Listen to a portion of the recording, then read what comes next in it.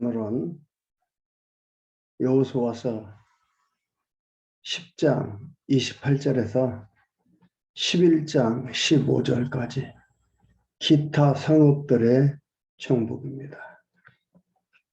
그러니까 저지난 시간을 통해서 여호수아를 시작하면서요, 땅 정복하는 게 계속 나오잖아요.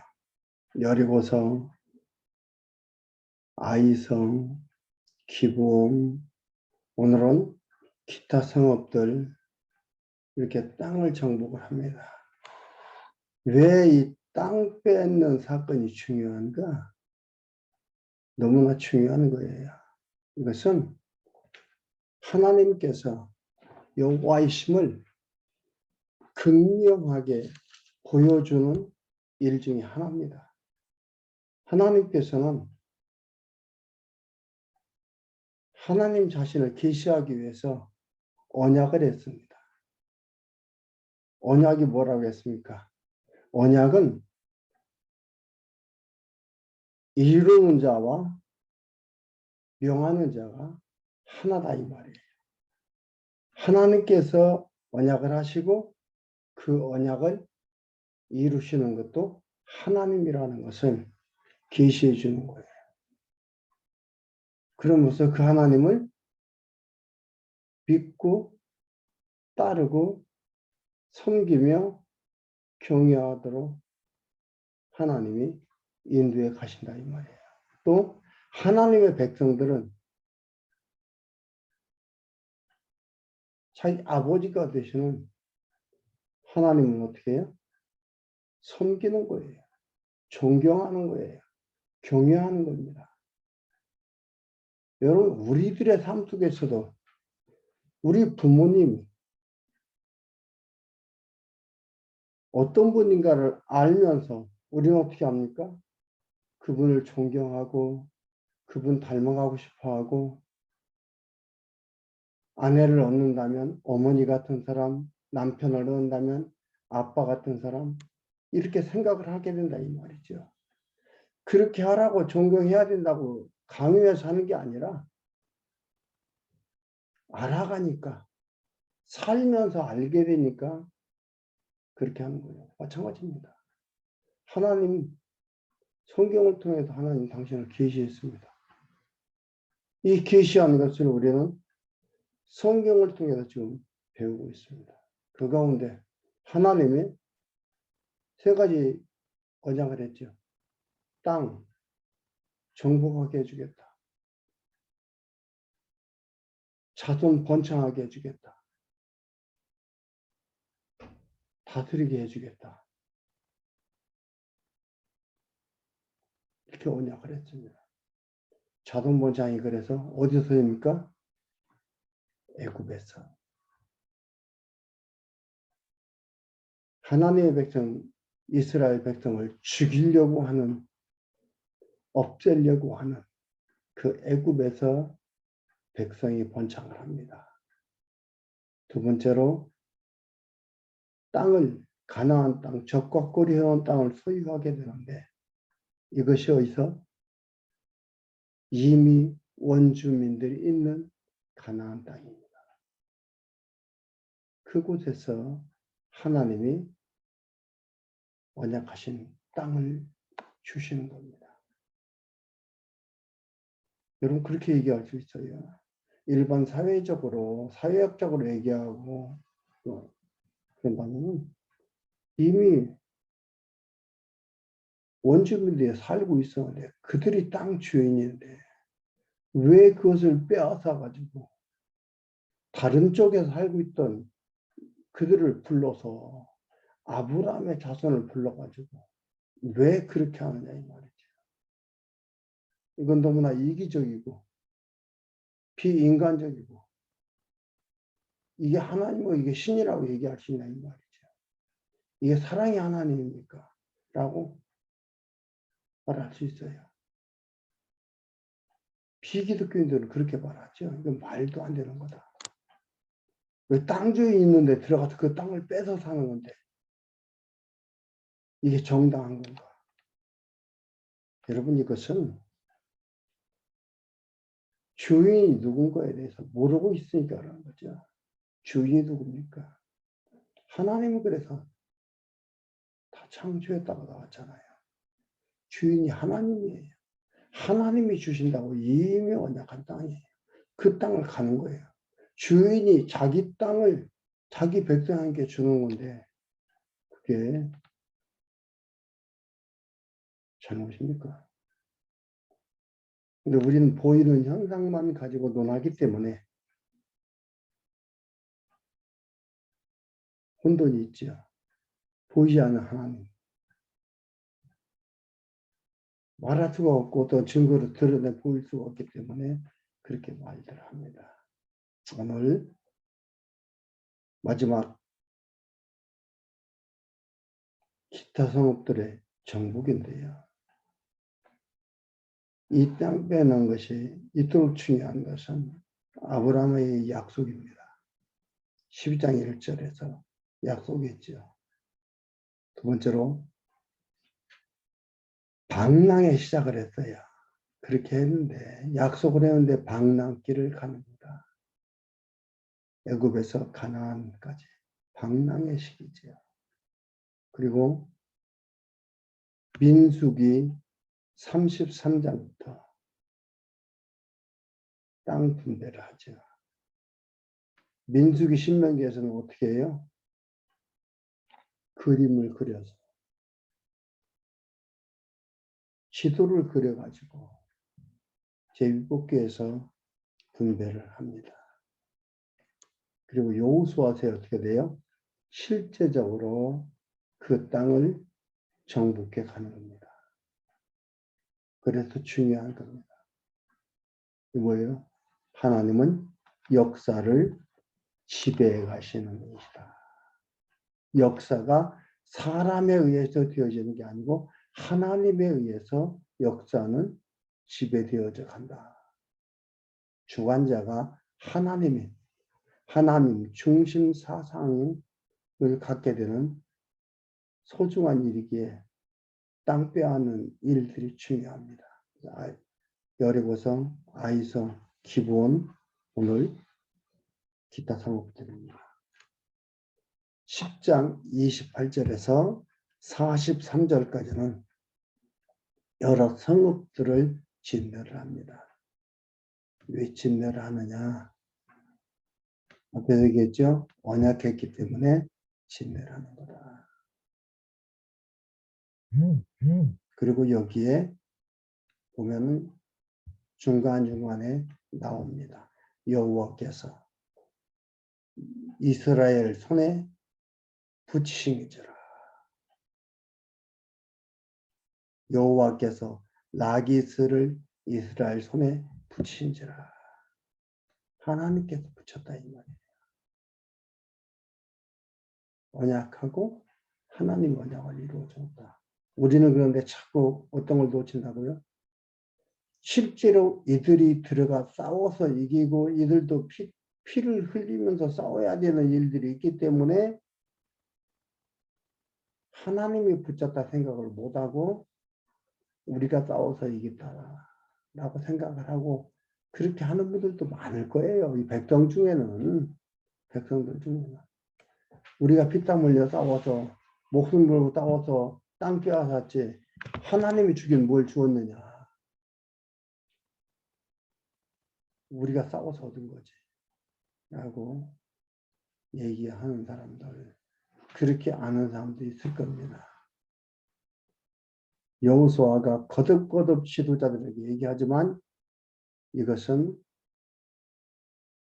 그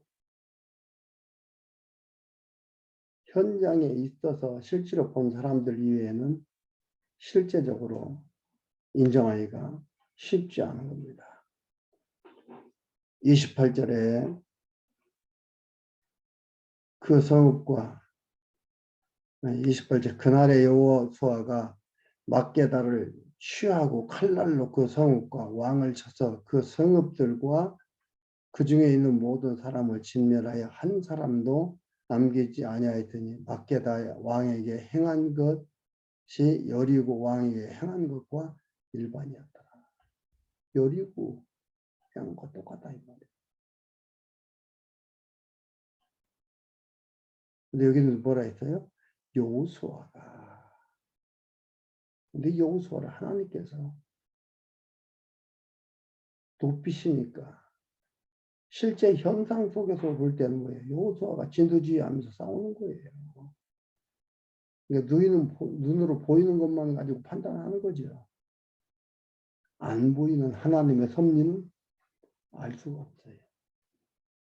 하나님은 알아야, 어떤 분인가 알아야 안 보이지만 이게 하나님의 섭리라는 걸 인정하게 되고 그를 경외하고 섬기게 되는 건데, 그렇지 않으면 눈에 보이는 것만 인정하고 섬기게 됩니다. 29절에서 30절, 온 이스라엘과 함께 림나산과 왕을 쳐서 파멸시킵니다. 29절에 여호수아가 온 이스라엘로 더불어 막게다에서 림나로 나아가서 림나와 싸움에 여호와께서, 그렇죠? 여호와께서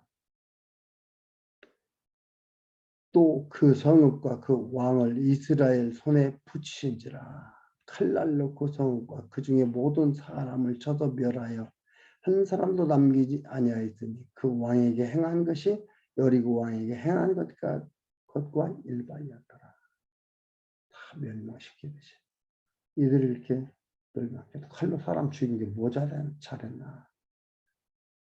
그러니까 윤리 도덕적으로 접근해 가면은 성경은요, 좋은 책도 아니에요.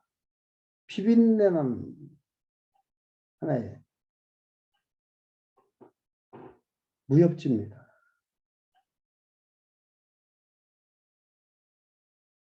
그러니까 이건 계시로 계시의 책으로 접근해야 되지, 윤리도덕으로 접근해 가는 건 타당치가 않습니다.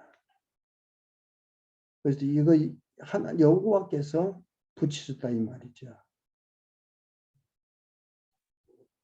그러니까 보는 거, 듣는 거에 의해서 판단하면은 정복 못해요.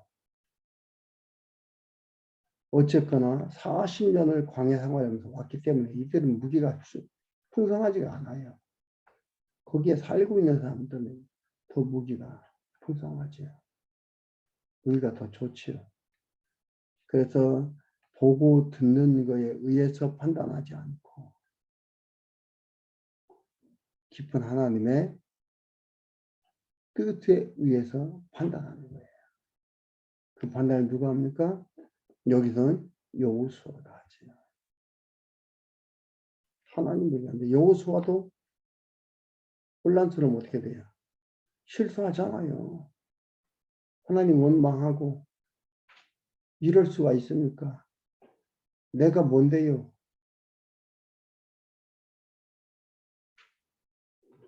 이렇게 얘기합니다. 31절, 32절 림나에 내려가서 라기스를 차고 백성을 쳐 진멸합니다. 31절에 여호수아가 또 온 이스라엘과 더불어 림나에서 라기스로 나아가서 대진하고 싸우더니 여호와께서 라기스를 이스라엘 손에 붙이신지라. 내가 이루시는 거예요. 그래서 그들을 진멸하는 것이 림나에 행한 것과 일반이었다라고 이렇게 얘기를 합니다. 그리고 33절에 라기스를 도우러 오는 게셀왕과 그 백성을 쳐서 진멸합니다.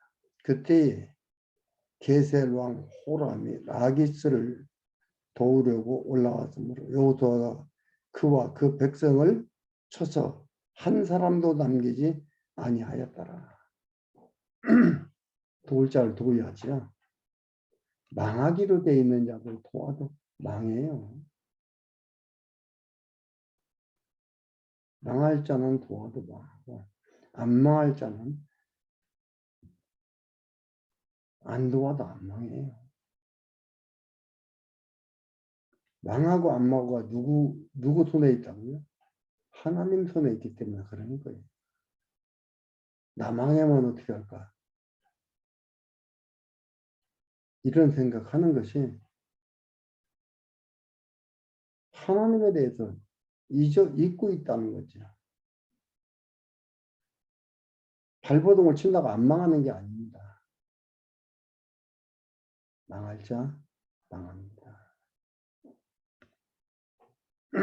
34절에서 35절 에글론으로 나아가 대진하여 싸워 당일에 첫 진멸합니다.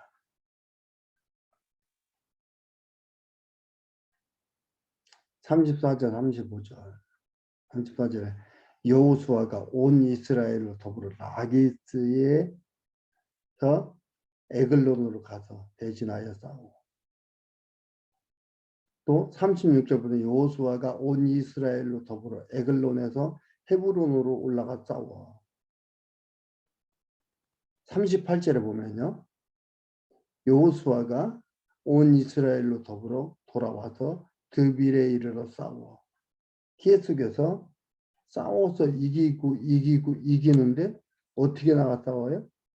온 이스라엘로 더불어 돌아와서 다 가서 싸우는 거예요. 다 온 이스라엘로. 아이성 할 때는 3,000원을 보냈잖아요. 눈에 보이는 걸로 판단하는 거예요. 이렇게 보니까 여리고성 할 때 온 이스라엘이 다 같이 합심해서 승리했잖아요.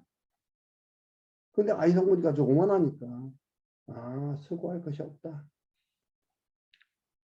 그래서 실패하고 다 가서 싸워가지고 다시 승리를 하잖아요. 그 이후로는 계속해서 다 온 이스라엘로 싸워서 이깁니다. 왜 이렇게 한다고요? 힘을 모아서 싸워야만 이길 수가 있다. 그 얘기하려는 게 아니에요. 꼭 우리는 그 현상을 가지고서 그걸 해석해서 얘기하는 게 아니고 하나님이 이기게 해야 이긴다. 조금만 가서 싸우면 어떻게 해요? 우리가 전술이 좋다? 야, 우리가 보고 우리가 판단하자. 저기는 다 가자. 저기는 반절만 가자. 저기는 3분의 1만 가자. 누가 싸워서 이겨요? 이스라엘이 자기들의 전략에 의해서 싸워서 이기는 거잖아요. 하나님이 이기게 한다 이 말이에요. 그러니까 이렇게 나가는 거예요. 하나님이 싸워서 이기도록 해야 이긴다는 걸 알게 하기 위해서 계속해서 가르쳐 주는 것들입니다. 그리고 10장 40절에서 43절까지 보면 여호와 능력으로 취한 성읍들과 땅의 경계를 밝혀줍니다. 어떻게 보면은요, 지금 여호수아서 10장 28절에서 43절 기타 성읍들을 진멸해 가는데 이거에 대한 결론이나 비슷한 거예요. 40절에 이와 같이 여호수아가 온 땅 곧 산지와 남방과 평지와 경사지와 그 모든 왕을 쳐서 하나도 남기지 아니하고 무릇 호흡이 있는 자는 진멸하였더니 이스라엘의 하나님, 난 너희 하나님이라고 했잖아요. 난 너희 하나님 믿고 있는 내 백성이다. 이스라엘의 하나님, 하나님 여호와의 명하심과 같았더라. 하나님께서 명령하시고 말하신 것 같았다 이 말이에요. 그런데 여기 그 안에 뭐가 있어요? 하나님께서 붙이시면 여호와께서 붙이시면 나오잖아요. 그렇죠? 그러니까 명령하신 자가 이행도 하신다 이 말이에요. 명령 따로 수행 따로가 아니에요. 하나님께서 명령했으니까 우리가 해야 된다가 아니라 우리를 하도록 이끌어 가신다 이 말이에요. 여호수아가 또 가데스 바네아에서 가사까지와 온 고센 땅을 기브온에 이르기까지 침해 이스라엘의 하나님 여호와께서 이스라엘을 위하여 싸우신 고로 여호수아가 이 모든 왕과 그 땅을 단번에 취하니라. 여호수아가 온 이스라엘로 더불어 길갈친으로 돌아왔더라.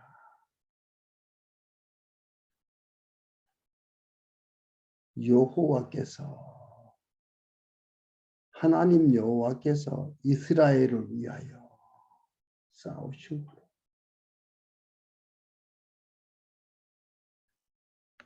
여호수아가 이 모든 왕을 그 땅에 단번을 취했다. 그런데 보면 하나님께서 싸웠습니까?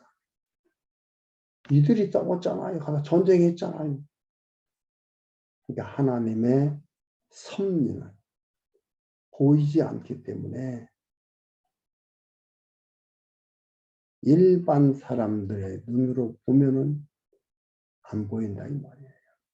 일반 역사에는 안 나오는 이 역사입니다.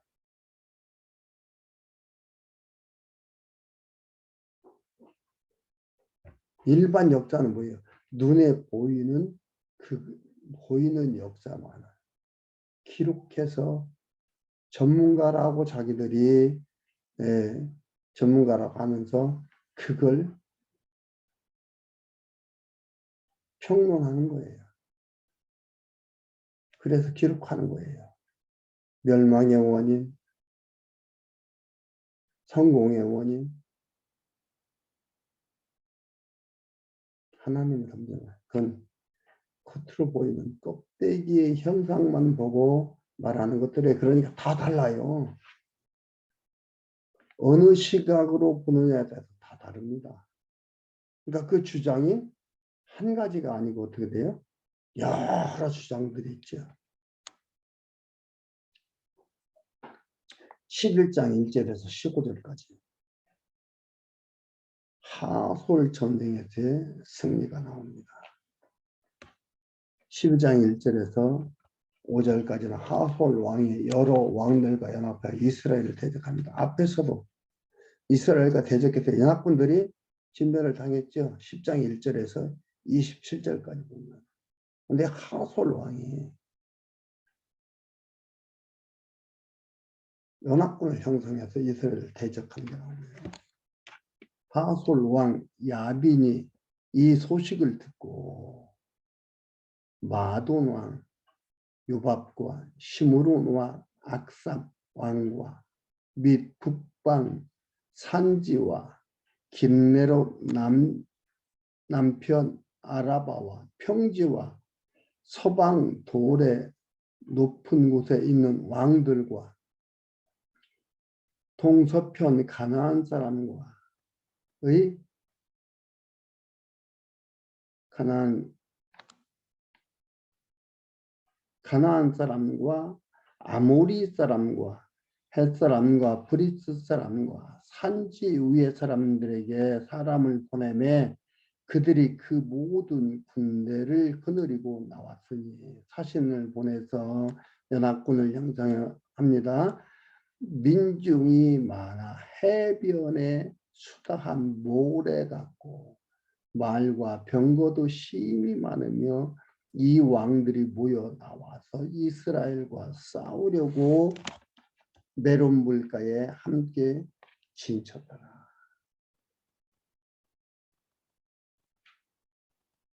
우리는요, 숫자로, 무기로 판단을 합니다. 바닷가에 모래같이 이렇게 군인들이 모인 거예요. 그게 아니라는 것을 이미 이들은 배웠죠. 근데 어떻게 전개되나 한번 봅시다. 이들이 당당하게 이스라엘 자손들이 당당하게 나가는지 벌벌벌 떠는지. 6절에서 9절 여호와의 능력에 의해 이스라엘이 대적을 모두 진멸합니다. 6절에 여호와께서 안 나오네요. 여호와께서 여호수아에게 이르시되 그들을 인하여 두려워 말라. 걱정이 태산 같겠죠. 새카만 메뚜기들 같은 보이는 이 사람들이 쫙 왔으니 겁이 안 나겠습니까? 하나님께서 언제는 찾아오시고 언제는 찾아오시지 않고. 왜요? 모세가 잘하면 찾아오고 잘 안 하면 안 찾아오고, 모세가 막 기도하면 찾아오고 안 하면 안 찾아오고. 이런 하나님이에요? 아니에요. 왜 언제는 찾아오고 언제는 찾아오지 않고 하나? 왜 그럴까요? 답은 하나예요. 하나님이 한다는 걸 이들로, 여호수아로, 이스라엘 백성으로 깨닫게 하기 위해서, 잊지 않고 기억하도록 하기 위해서 찾아왔다, 안 찾아왔다 하는 겁니다. 그렇다고 하나님 소위 뭐 밀당하는 건 아니고요. 사람하고 하나님이 뭐 밀당합니까? 우리들로 하여금 여호와 하나님을 섬기고 경외하도록 하나님이 만들어 가시는 거예요. 내가 섬기고 경외해야 하나님이 좋아하는 게 아니라 하나님이 우리로 하여금 하나님을 섬기고 경외하도록 만들어 가시고 잘했다고 박수치고 받으시는 거예요. 여기는 찾아왔어요. 두려워 말라. 내일 이맘때에 내가 그들을 이스라엘 앞에 붙여 몰살시키니 너는 그들의 말 뒷발에 힘줄을 끊고 불로 그 병거를 사르라. 이에 여호수아가 모든 군사와 함께 메론 물가로 가서 졸지에 습격할 때에 여호와께서 그들을 이스라엘의 손에 붙이심으로 싸움의 승패가 누구한테 있다? 하나님한테 있다.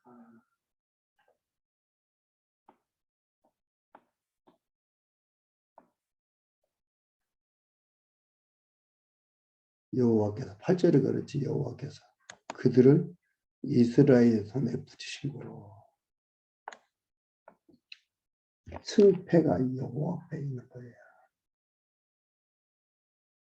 무기가 많고 적고 숫자가 많고 적고에 있는 게 아니라 승패는 여호와께 있는 거예요.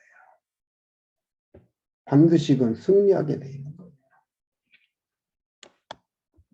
주신다고 했으니까.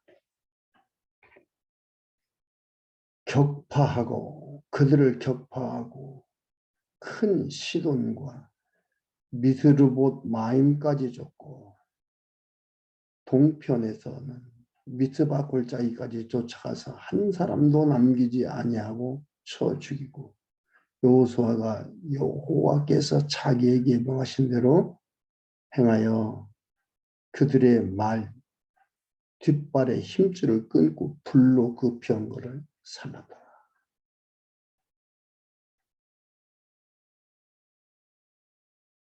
이길 것은 이기게 하시는 거예요. 실패할 것은 실패하게 하는 겁니다. 목적은 하나예요.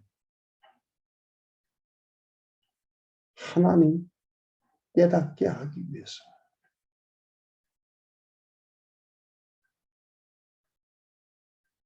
성공과 실패가 나한테 있는 게 아니에요.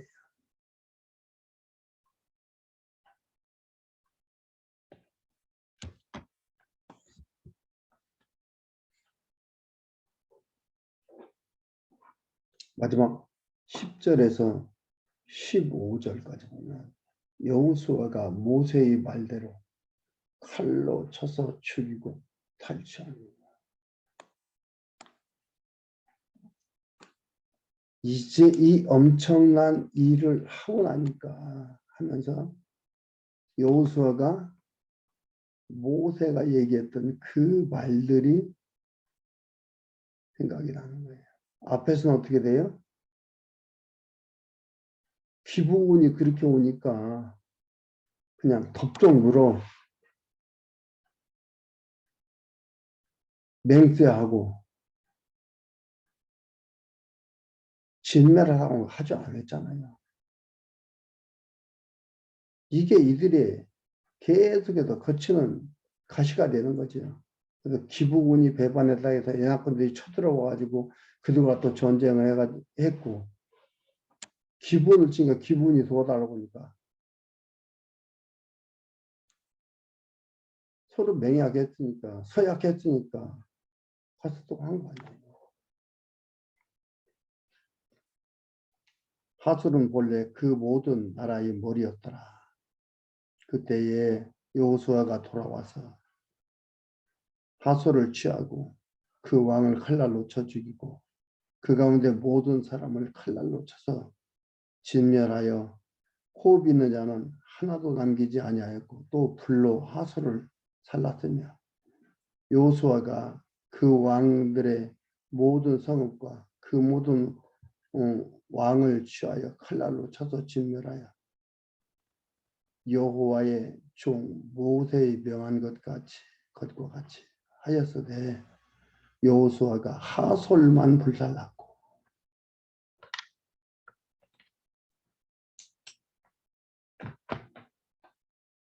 산 위에 건축된 성읍들은 이스라엘이 불사르지 아니하였으며 이 성읍들의 모든 재물과 가축은 이스라엘 자손들이 탈취하고 모든 사람은 칼날로 쳐서 진멸하여 호흡 있는 자는 하나도 남기지 아니하였으니 여호와께서 그 종 모세에게 명하신 것을 모세는 여호수아에게 명하였고 여호수아는 그대로 행하여 여호와께서 무릇 모세에게 명한 것을 하나도 행치 아니하는 것이 없었더라.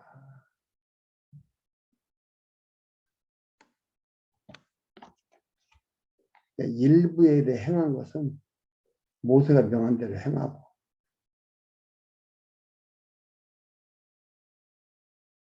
여기 그랬죠? 그러지 않은 것은 행하지를 않고 하솔만 불살랐고 창외에 있는 것들은 그러지 않고서 재물과 가축은 이스라엘 탈취했다 그랬죠. 자산.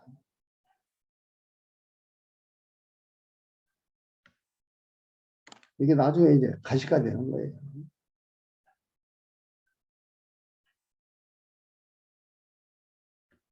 그래서 하나님께서 언약하신 땅들을 정복하고 정복해서 언약대로 그 땅을 취해서 이들이 살게 되는 그 과정들을 봅니다. 치열하게 전쟁하면서 땅을 취하게 되죠. 그런데 그 안에는 하나님께서 붙이셨더라 이렇게 얘기를 합니다. 이게 하나님의 사랑입니다.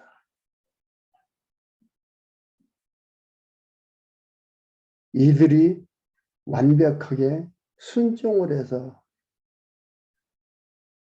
이루어져 가는 게 아니죠. 보면은 잊어버리고 자기들 눈에 보기에 좋은 대로 행하고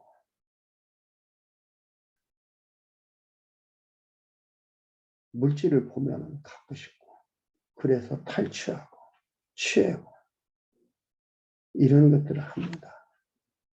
애들이 이런다고 하나님의 뜻이 안 이루어져 가는 게 아닙니다. 아무리 이들이 이렇게 한다 할지라도 하나님의 뜻은 이루어가고 있다는 것. 그 뜻 이루어지면은 그 누구도 막을 수 없다는 것을 여러분 기억하십시오. 우리가 이 땅에 살아가면서 하나님 한 뜻만을 쫓아서 살아갈 수는 없습니다. 그렇게 못해요. 왜요? 타락한 아담의 후예로부터 육신의 몸을 입고 있기 때문에 이 육신의 몸을 입고 있는 이상은 완벽한 순종을 해나갈 수가 없습니다. 이 육신의 요구함이 있기 때문에. 그렇다고 하나님의 뜻이 늦어지는 거 아닙니다. 장애가 되는 거 아닙니다. 그럼에도 불구하고 하나님은 하나님 당신의 뜻을 반드시 정해진 시간에 따라서 이루어 갑니다. 우리는 그 속에서 지금 살아가고 있습니다. 참으로 하나님을 깨닫고 하나님을 의지하고 하나님을 경외하는 삶이 더 많아지고 더 많아지고 더 많아지고 결국은 완벽하게 이루어져 가는 건 육신의 장막을 벗어야 되는 거죠. 그 전까지는 우리의 삶에 완벽한 하나님 경외의 삶은 없습니다.